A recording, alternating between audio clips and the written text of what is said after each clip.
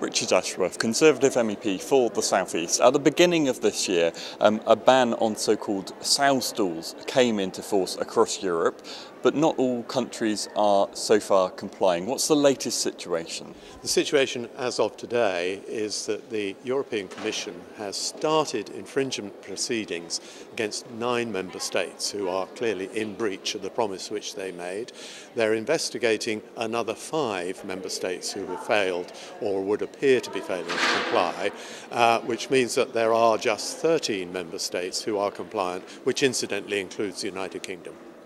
You talked there about infringement proceedings. Just explain briefly what that is in everyday language and where this could be heading as things stand. All the member states gave an agreement that they would put in place welfare-friendly environments for livestock, and they agreed the timescale by which they do it. Now, we know that many of the member states have not done so. In fact, only 13 member states are currently compliant.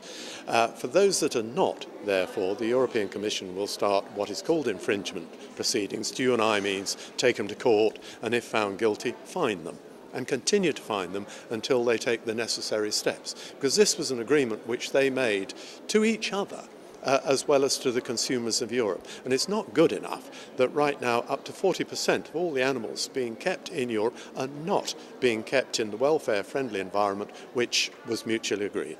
And from a welfare point of view, you say it's unfair on a kind of European level, but coming down to the idea of welfare, what do you make of the fact that there are so many animals still being kept in poor conditions? It's grossly unreasonable on those nations, and particularly those farmers in those nations who have kept their pledge. In other words, the people who are keeping pigs in welfare-friendly environments actually incur greater costs. So they have a higher cost of production. They're competing in a free market with other nations who do not conform to those standards.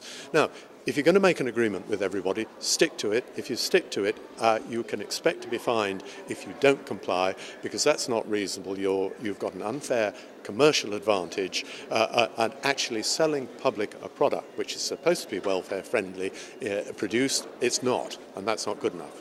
So unfair to the farmers, also unfair to the actual animals kept in these kind of conditions. It's unfair to animals because there was a binding agreement and commitment made by all the member states. Only 13 member states have actually kept to the obligation which they entered into.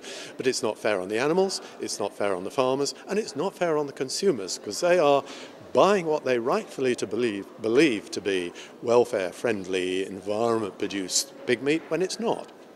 The Compassion in World Farming, one of the kind of campaign organisations on this issue, has done various investigations, and it claims that there's a great deal of animal kind of cruelty really across Europe, flouting this sow stall ban, but also other previously agreed European laws on animal welfare. What do you make of those claims? In the European Union, we aspire to produce food on a sound, healthy, environmentally balanced and animal welfare standard. Now, we've clearly failed to do that. That's not acceptable. European consumers have the right to expect, indeed they demand, that their food is produced in animal welfare-friendly environment. We're not doing it, and that is not acceptable.